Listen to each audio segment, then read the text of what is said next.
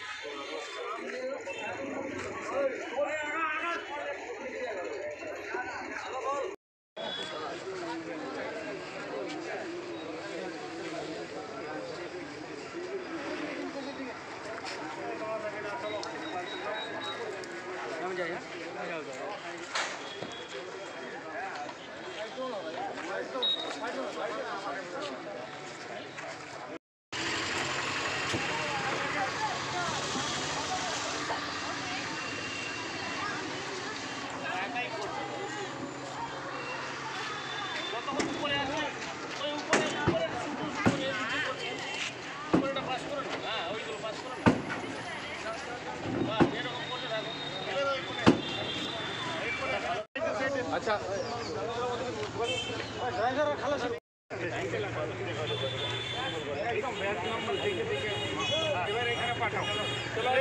এবার একটু আপনারা সাইড করে দেন।